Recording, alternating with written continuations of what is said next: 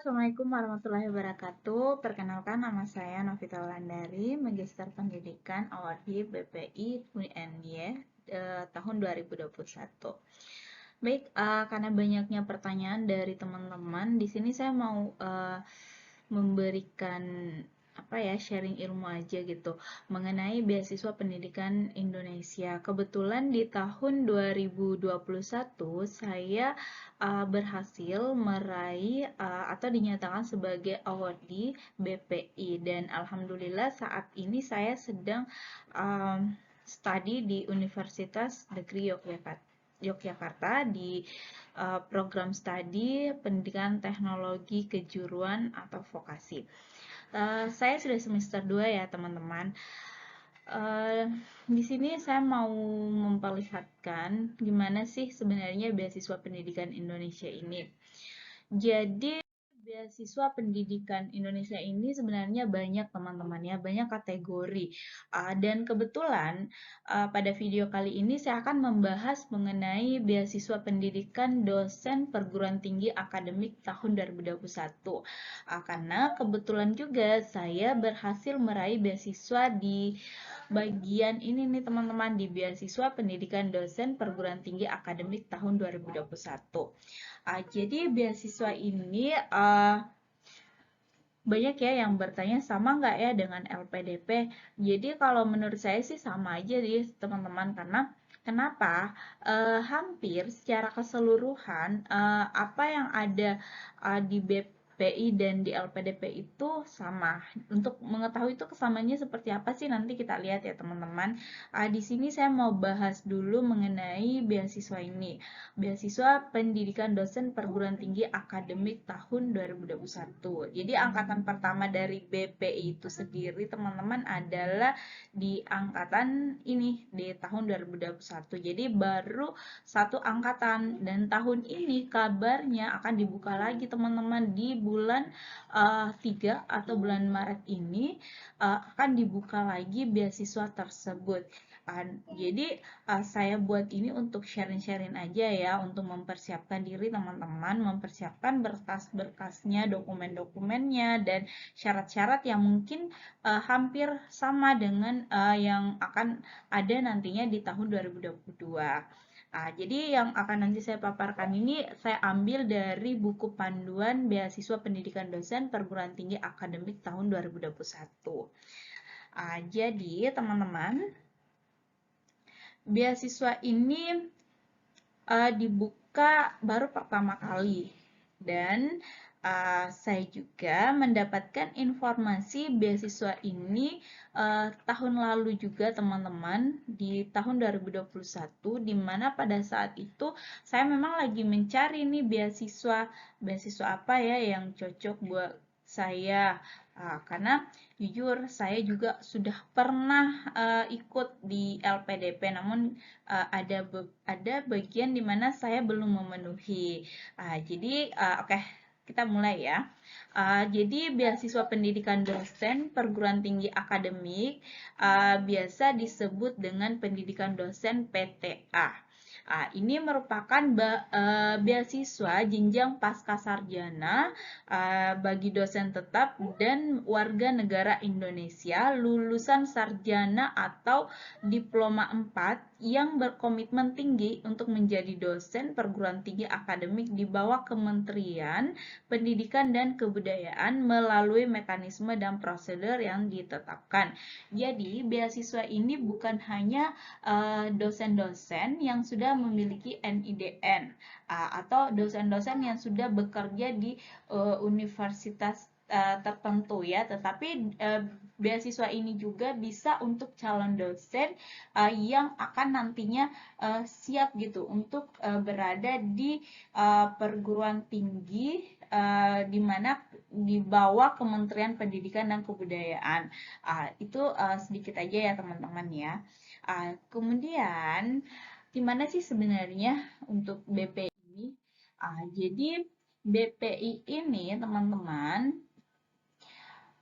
apa sih itu beasiswa pendidikan dosen PTA? Jadi beasiswa ini merupakan beasiswa doktoral, peruntukannya bagi dosen tetap perguruan tinggi akademik di bawah Kementerian Pendidikan dan Kebudayaan. Jadi yang di bawah Kemendikbud itu bisa nih teman-teman untuk mendaftarkan dirinya atau mempersiapkan diri untuk BPI.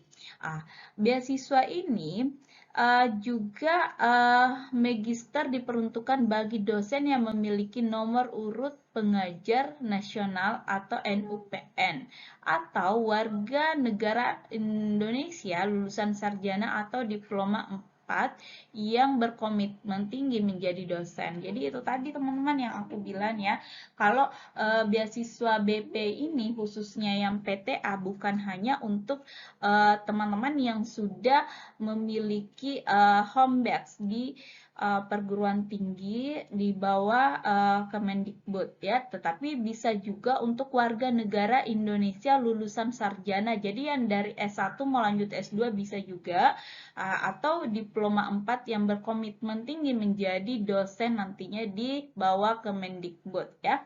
Tapi saya lebih akan sharing sesuai dengan apa yang saya telah lalui dan apa yang saya dapatkan teman-teman, yaitu PTA untuk dosen-dosen ya. Kalau untuk bagian yang belum menjadi dosen dan ingin mengikuti beasiswa ini, nanti kita akan bahas di session selanjutnya. Saya perlu pelajari juga dulu teman-teman, atau kalau nanti saya dapat teman nih yang award di BPI yang khusus dapat bagian ini, bagian beasiswa yang dari S1 ke S2 dan siap menjadi dosen di perguruan tinggi Kemendikbud, nanti aku panggil deh, kita sharing berbagi ya.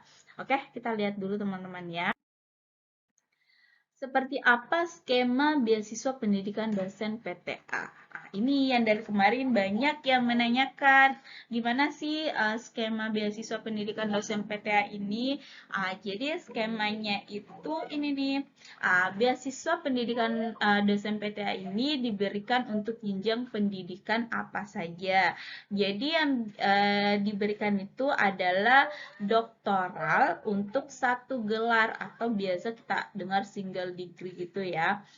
Dengan durasi studinya berapa lama sih? Ya paling lama 48. Artinya 48 bulan ya, bukan 48 tahun. Oke. Kemudian bisa juga buat teman-teman yang doktoral, joint degree atau dual degree dengan durasi studi paling lama 48 bulan juga. Kemudian teman-teman yang magister satu gelar single degree dengan durasi studi paling lama 24 bulan. Kemudian magister bisa juga joint degree atau dual degree dengan durasi studi paling lama 24 bulan. Jadi ini seperti apa skema beasiswa pendidikan dosen PTA ini ya teman-teman. Sebenarnya masih banyak sekali sih di buku panduannya ada juga pendaftar beasiswa pendidikan dosen PTA di mana wajib memilih satu perguruan tinggi tujuan dalam negeri atau luar negeri yang ada dalam daftar perguruan tinggi tujuan yang ditetapkan Kementerian Pendidikan dan Kebudayaan. Jadi kita bisa daftar di mana? Yaitu di kampus yang kalau saya lihat sih itu rata-rata yang dibiayai atau siap didanai dengan beasiswa BPI ini, yaitu kampus yang universitasnya A, kemudian program studinya adalah A, itu ya. Karena contoh nih saya pribadi, saya kan di Universitas Negeri Yogyakarta itu alhamdulillah sudah A juga universitasnya, dan kebetulan program studi yang saya ambil adalah pendidikan teknologi kejuruan atau vokasi. Itu juga merupakan program studi yang unggul atau memiliki akreditasi A. Jadi itu teman-teman yang udah siap-siap dari sekarang bisa lihat-lihat mulai dari sekarang ya kira-kira kampus mana sih yang memiliki kategori yang disebutkan, ya. Kemudian apa lagi nih mengenai seperti apa gitu ya skema beasiswa ini. Jadi pendidikan program magister, joint degree dan dual degree ini bisa dilaksanakan di 2 perguruan tinggi. Artinya perguruan tinggi dalam luar negeri yang bekerja sama dan siap didanai oleh beasiswa BP ini. Nah, kalau untuk itu sih teman-teman, saya nggak terlalu paham gimana ya, karena saya lulusnya kan di PTA untuk bagian dalam negerinya saja, teman-teman. Nah, jadi kita lanjut aja ya. Selanjutnya yaitu kapan pendaftaran dan seleksi beasiswa pendidikan dosen PTA. Jadi kapan ya? Nah, untuk di angkatan saya, di angkatan tahun 2021, itu dibuka pembukaan pendaftaran untuk S2 atau S3 dalam negeri dosen perguruan tinggi akademi atau beasiswa join atau double degree itu di tanggal 2 Mei 2021. Kemudian penutupan pendaftaran beasiswa ini di 30 Juni 2021 dan seleksi administrasi dan substansinya di tanggal 1 sampai 30 Juli 2021. Kemudian pengumuman hasil seleksinya itu di 31 Juli 2021. Tapi pada waktu itu teman-teman ada kemunduran pengumuman ya sekitar 2 hari kalau nggak salah. Jadi pengumumannya itu kalau nggak salah di 2 Agustus teman-teman, tapi nggak terlalu lama sih, cuma buat kita deg-degan aja ya, panjang karena kita udah menanti di tanggal 31 Juli 2021 ternyata pending dan isunya tanggal 1 Agustus. Ternyata nggak ada lagi dan itu pengumumannya di malam hari subuh-subuh gitu deh teman-teman, dan langsung di email ke email kita ya.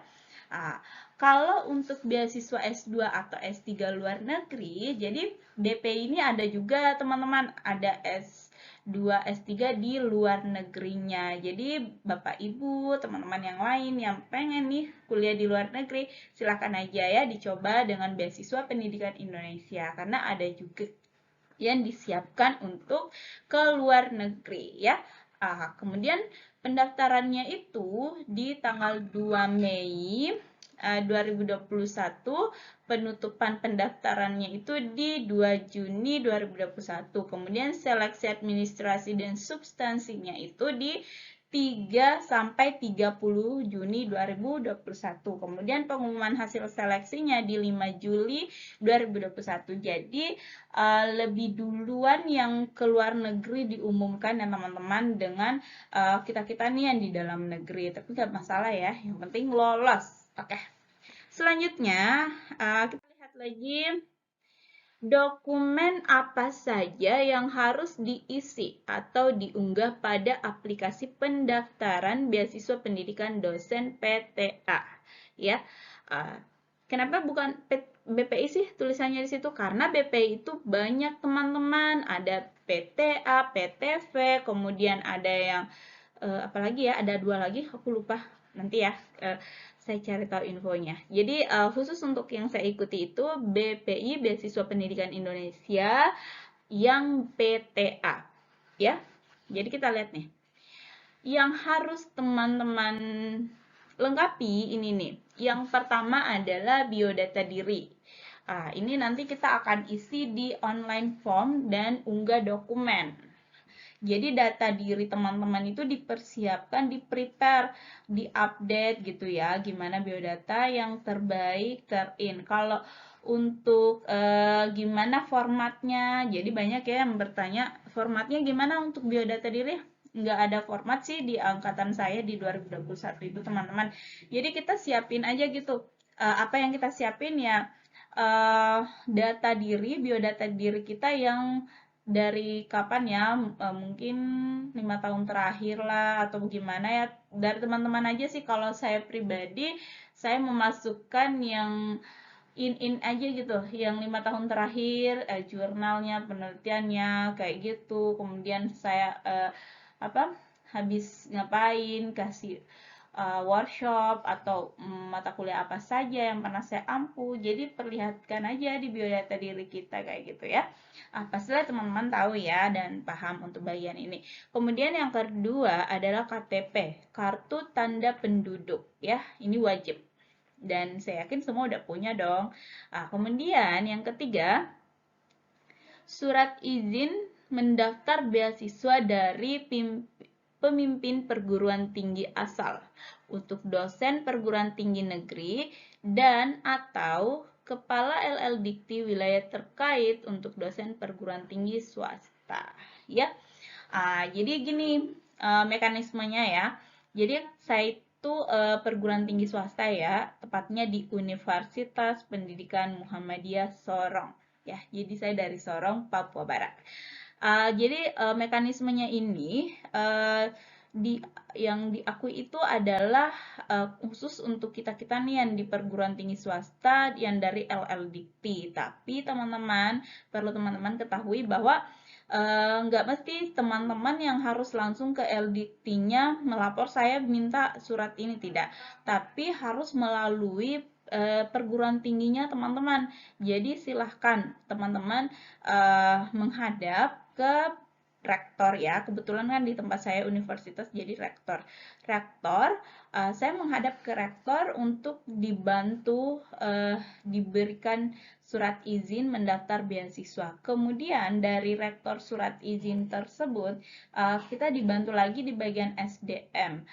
SDM lah yang menyurat ke LDikti-nya kita teman-teman untuk dikeluarkan surat izin untuk mendaftar beasiswa. Ya, jadi yang dilampirkan itu yang dari LL-Dikti wilayah terkait. Kalau saya wilayah 14 ya. Kayak gitu. Tapi kalau teman-temannya dari perguruan tinggi negeri itu cukup di pemimpin perguruan tingginya aja ya. Jadi contoh nih di Universitas Negeri Makassar, maka rektor Universitas Negeri Makassar yang memberikan surat tersebut ya. Kemudian selanjutnya adalah ijazah S1, S2 yang untuk lanjut S3. Kalau lanjut S2 ya lampirin aja S1-nya ya. Apa yang dilampirkan teman-teman adalah surat keterangan lulus atau asli atau legalisir ya. Kalau saya karena saya selesai S2-nya di tahun 2015 atau tahun 2015 baru masuk ya. Saya selesai di tahun 2017.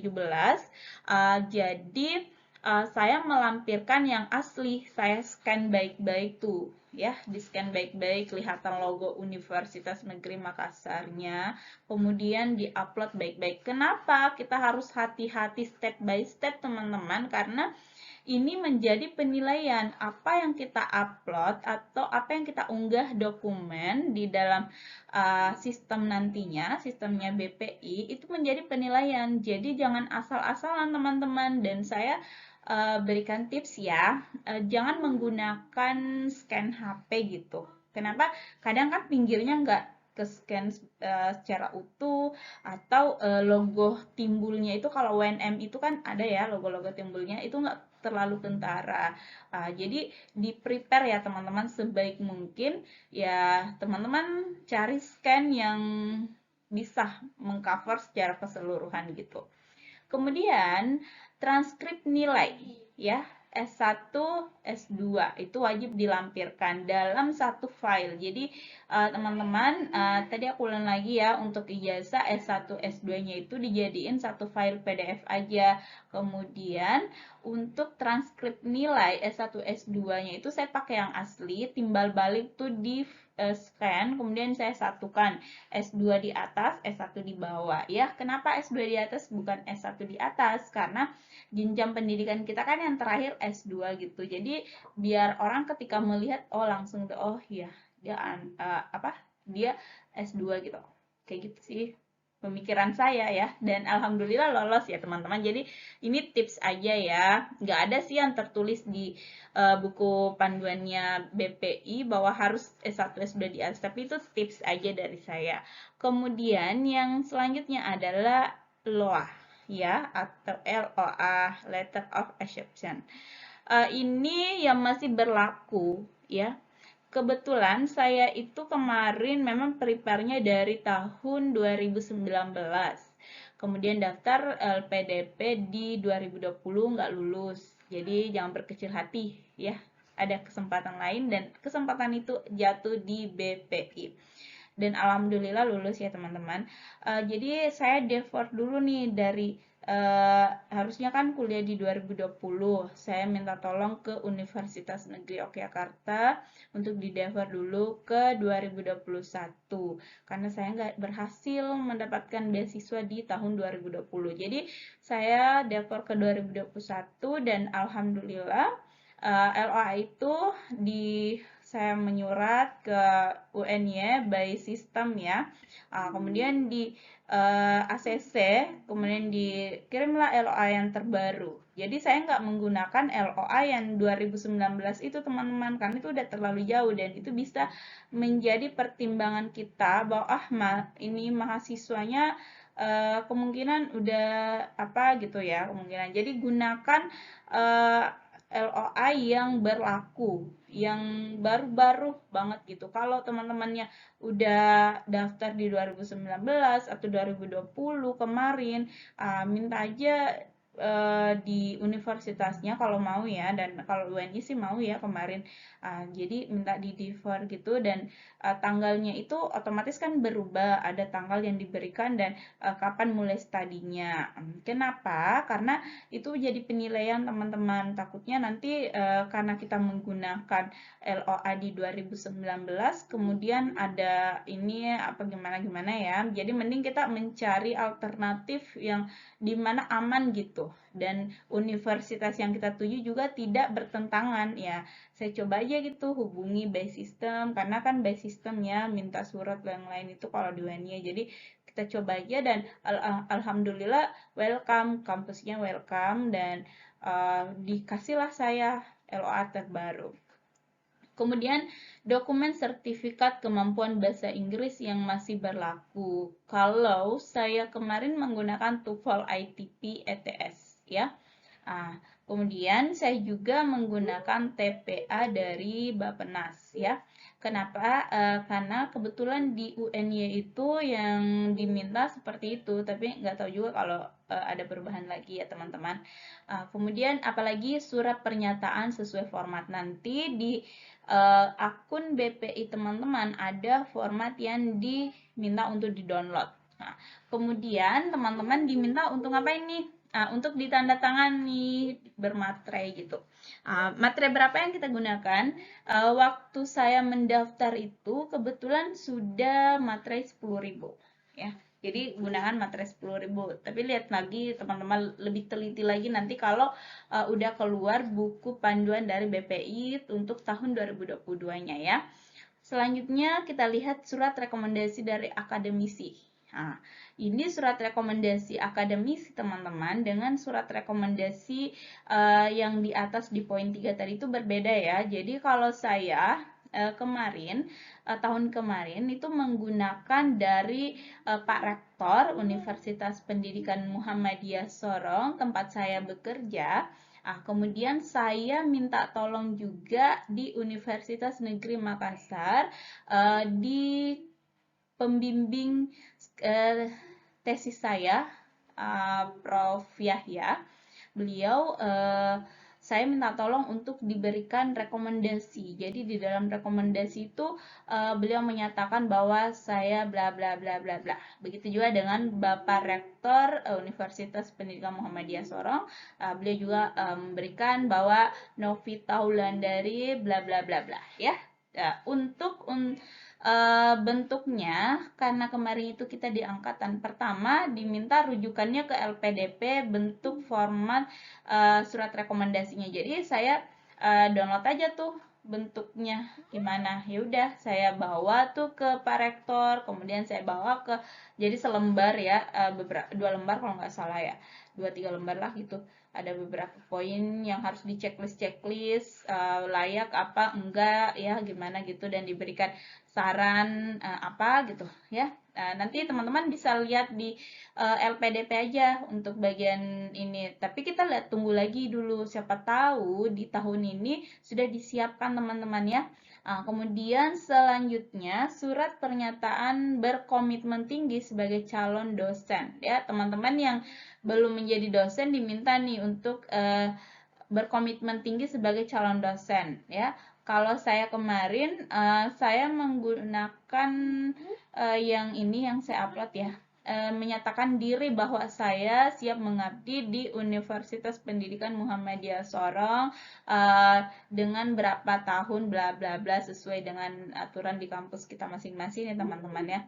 Kemudian yang paling penting juga adalah personal statement ya. Ini menjadi penilaian kita di Puslapdik tentunya sebagai penanggung jawab ya beasiswa ini. Ini menjadi hal yang paling dilihat, personal statement dan rencana studi atau proposal riset kita.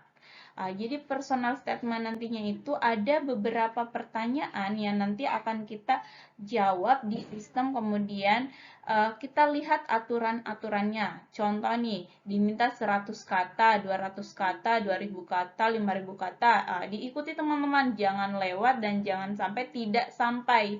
Ya, artinya kalau diminta 200 kata, ya teman-teman masukin 200 kata. Saya sih gitu ya prinsipnya kemarin. Mungkin ada ya award di lainnya mencoba 222 atau lebih gitu, tapi kalau saya mencukupkan dan jangan tidak mencukupkan. Contohnya diminta 200, teman-teman isi 180, 199, jangan ya, tapi isi aja sesuai dengan yang tertera nantinya di setiap personal statement. Kemudian rencana studi atau proposal risetnya ya, kalau saya sih kemarin triknya itu saya mencoba, kebetulan ya di Universitas Negeri Yogyakarta itu di prodi saya ketua prodinya welcome, jadi saya mencoba mendekatkan diri, Prof gimana ya, saya kan mau ikut nih BPI, kemudian di sini diminta untuk menulis proposal riset, disertasi yang mini-mini gitu. Saya judulnya seperti ini Prof, nanti Profnya akan memberikan saran, ini bagus karena grand teorinya terlihat ya. Jadi kayak gitu sih teman-teman, coba gitu cari yang sesuai dengan apa yang teman-teman mau buat ya. Coba cari yang bisa memberikan sedikit pencerahan ya. Kalau saya sih gitu aja ya teman-teman untuk bagian ini. Dan perlu teman-teman ketahui dari poin 1 sampai terakhir tadi, dari biodata diri sampai rencana studi atau proposal riset, itu bisa teman-teman siapkan dari sekarang dengan teliti ya, karena ini yang menjadi poin intinya teman-teman, kita dinilai oleh Puslapdik ya. Oke, kita lihat lagi selanjutnya. Apa saja proses seleksi beasiswa pendidikan dosen PTA atau BPI ya. Jadi ini prosesnya ada 2. Yang pertama seleksi berbasis kelengkapan. Ya, itu tadi kan saya udah bilang teman-teman, dari poin biodata diri sampai rencana teman-teman buat disertasi atau tesisnya apa, itu betul-betul diperlihatkan ya, dikemas sebaik mungkin, karena seleksi awalnya kita ya berbasis kelengkapan dan keabsahan dokumen atau portofolio, administrasi, dan substansi. Artinya ya tadi ijazahnya di scan baik-baik, kalau bisa jangan gunakan handphone teman-teman ya, tapi gunakan scan yang bisa memperlihatkan keabsahan dari ijazah dan transkrip nilainya teman-teman, dari surat-surat yang harus di scan ya, sebaiknya menggunakan scan ya. Itu lebih ketelitiannya kita sih sebenarnya. Nah, kemudian selanjutnya seleksi dan penetapan penerima beasiswa dilakukan oleh Puslapdik Kementerian Pendidikan dan Kebudayaan ya. Jadi ini aja teman-teman di angkatan 2021 kemarin ya. Tapi untuk tahun ini saya belum tahu gimana karena belum ada buku panduan terbaru yang keluar. Ini saya pakai buku panduan yang saya gunakan dulu di tahun 2021. Selanjutnya kita lihat seperti apa format rencana studi dan proposal penelitian. Jadi formatnya itu untuk magister 1.500 sampai 2.000 kata. Apa aja di dalamnya yang harus teman-teman siapkan? Saya berbagi aja ya untuk teman-teman. Jadi pada umumnya sih kita diminta untuk mendeskripsikan secara rasional ya. Kalau S3 gimana? Sama sih format proposal penelitian untuk program doktoral 1.500 sampai 2.000 kata ya. Jadi yang harus kita lihat itu yang pertama adalah judul penelitian. Tulis judul penelitian teman-teman yang in gimana gitu ya. Nanti teman-teman tahu lah. Kemudian latar belakangnya ya. Latar belakangnya itu teman-teman uraikan secara singkat topik isu yang ingin teman-teman teliti nantinya ya. Kemudian mengapa gitu signifikan untuk teman-teman teliti. Kemudian apalagi yaitu perumusan masalah atau statement of problemnya harus terlihat. Teman-teman uraikan secara singkat apa yang telah teman-teman ketahui tentang topik isu yang teman-teman angkat. Kemudian kalau bisa ya teman-teman minta saran gitu. Jadi kalau saya ya kemarin saya mencoba mencari tahu award di LPDP karena kenapa di BPI kan belum ada award di sebelumnya nih. Jadi saya mencoba menggali informasi di award di LPDP, kemudian saya perlihatkan, tolong dibantu di cross check gitu atau dibaca, mungkin ada yang perlu ditambah, dikurangi atau gimana sarannya ya. Jadi coba mencari orang yang teman-teman percaya bahwa oh dia bisa gitu membantu saya. Kemudian pernyataan atau tujuan penelitian, rumusan tujuan pernyataan penelitiannya itu harus terlihat ya teman-teman ya.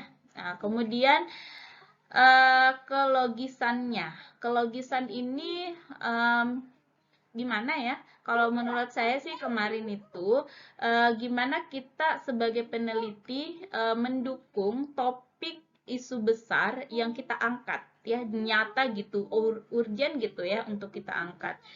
Itu menurut saya ya teman-teman, saya juga bukan ahli gimana cuma sharing tentang apa yang telah saya lakukan. Kemudian kita menjelaskan hipotesis jika ada ya, jika ada hipotesis. Kemudian kita perlihatkan juga model penelitian yang mendukung tujuan atau pertanyaan penelitian kita ya. Dari sebelumnya tadi kan kita udah buat tuh. Kemudian jadi gitu teman-teman ya. Jadi jelaskan juga kontribusi teoritis dan praktis jika hipotesisnya tidak terbukti ya, lebih jelas gitu. Kemudian selanjutnya adalah metode dan desain. Jadi kita juga harus mampu menjelaskan akan mengumpulkan data dan mengapa metode ini adalah terbaik untuk mencapai tujuan. Kemudian kita juga jelaskan mengenai analisis dan hasil yang mendukung atau tidak mendukung dari hipotesisnya. Jadi kita cantumkan secara outline jadwal penelitiannya dari awal sampai selesai kayak gitu ya, sarannya ya teman-teman. Kemudian signifikansinya atau manfaat dari secara umum bagaimana penelitian ini kita usulkan apakah dia berguna atau tidak secara teoritis maupun praktis ya. Jadi manfaatnya itu harus terlihat. Kemudian kesimpulan dan saran ya. Kesimpulan dan saran adalah bagaimana kita memperlihatkan program atau penelitian yang kita buat ini atau kita usulkan berguna baik secara teoritis maupun praktis. Dan yang terakhir adalah daftar pustakanya ya. Jadi kita lampirkan. Kalau daftar pustaka sih kalau pengalaman saya ya yang saya gunakan 5 tahun terakhir kayak gitu teman-temannya. Kalau buku saya juga menggunakan beberapa buku dan emang bukunya agak tua-tua gitu ya, tapi nggak masalah sih, itu kan buku ya. Tapi kalau jurnal-jurnal ya kita gunakan yang 5 tahun terakhir aja. Oke. Selanjutnya apa lagi ya teman-teman? Oke, ini yang catatannya ya, LOA. Jadi surat resmi dari perguruan tinggi, jangan sampai ada yang mencoba ngedit-ngedit ya, jangan. Karena kenapa teman-teman? Takutnya itu, dan bukan takutnya sih, sepertinya memang iya, ada komunikasi antara Puslabdik dengan kampus tujuan, diterima nggak verifikasi gitu ya. Jadi jangan buat kesalahan mengenai hal ini. Kemudian harus memenuhi kriteria sebagai berikut. Perguruan tinggi dan program studi harus sesuai dengan salah satu pilihan pada aplikasi pendaftaran. Jadi kita hanya bisa menggunakan pembiayaan beasiswa pendidikan Indonesia ini di universitas yang telah ditentukan oleh BPI. Ya, kita nggak bisa minta nih teman-teman kalau saya mau di universitas A, B, C, D, ya nggak bisa. Kemudian intake. Perkuliahan harus memenuhi ketentuan yang ditetapkan oleh Kementerian Pendidikan dan Kebudayaan terkait periode perkuliahan paling cepat yang diizinkan ya. Kalau saya kemarin Agustus pengumuman dan alhamdulillah di ACC langsung masuk di tahun 2021 tersebut di Agustus ya, jadi aman. Dan semoga tahun ini seperti itu juga ya. Kemudian jika intake, perkuliahan yang tercantum pada LOA, ketentuannya wajib gimana ya? Jadi teman-teman wajib melakukan atau melampirkan surat penundaan dari perguruan tinggi yang menerbitkan LOA tersebut. Kemarin ada teman saya nih, beliau sama lulus juga di BPI 2021, sama-sama udah punya LOA, tetapi prodinya tersebut tidak mengizinkan langsung ikut karena sudah beberapa kali pertemuan. Contoh, jadi si penerima beliau ini melaporkan ke Puslabdik di BPI si beasiswa ini untuk diberikan izin studinya di semester 2 atau di genap gitu, dan alhamdulillah ACC teman-teman. Jadi komunikasi aja nanti kalau umpamanya terjadi kasus seperti ini. Oke, kali ini cukup sampai di sini dulu ya. Sebenarnya masih banyak banget sih teman-temannya yang ingin saya share, tapi mungkin di video selanjutnya ya. Oke, sedikit oh, ada lagi bagaimana cara mendaftar, hampir lupa teman-teman ya. Teman-teman pasti bingung, ini daftarnya di mana ya, di web mana ya, apakah web LPDP atau gimana, hampir lupa juga. Jadi cara mendaftarnya beasiswa pendidikan dosen PTA atau BPI itu di halaman ini ya teman-teman. Jadi melalui beasiswa kemendikbud.com.id ya, silahkan dicek secara berkala. Kemudian melengkapi dan mengunggah semua dokumen yang dipersyaratkan pada aplikasi pendaftaran dan melakukan submit aplikasi pendaftaran untuk mendapatkan kode registrasi atau pendaftaran. tips ya teman-teman sedikit. Jadi teman-teman sebelum submit, usahakan udah teliti betul nih apa yang teman-teman pengen upload, pengen kirim ke Puslabdik ini, ke Beasiswa Pendidikan Indonesia, udah fix. Karena kalau udah di submit, seingat aku dulu, udah nggak bisa lagi kita ubah-ubah teman-teman. Jadi perhatikan step by stepnya, apa yang perlu teman-teman isi dan bagaimana isiannya ya. Jadi perhatikan teliti. Kunci dari beasiswa ini sih ketelitiannya kita, persyaratannya kita penuhi, dokumen-dokumennya kita unggah, kemudian kita kirim submit, sisa menunggu, insya Allah lulus ya. Jadi teliti-teliti teman-teman ya, dan selamat persiapkan diri untuk beasiswa pendidikan Indonesia, baik itu dosen ataupun teman-teman yang akan menjadi dosen nantinya. Sebenarnya banyak sekali yang bisa didapat di beasiswa pendidikan Indonesia, ada khusus untuk guru, guru PNS, non PNS, GTK dan lain-lainnya. Kemudian ada juga beasiswa BPI itu untuk yang berprestasi, kalau nggak salah ada 5 bagian deh teman-teman, tapi saya belum juga coba ini ya, karena saya dapatnya di PTA, jadi saya buatnya PTA teman-teman ya.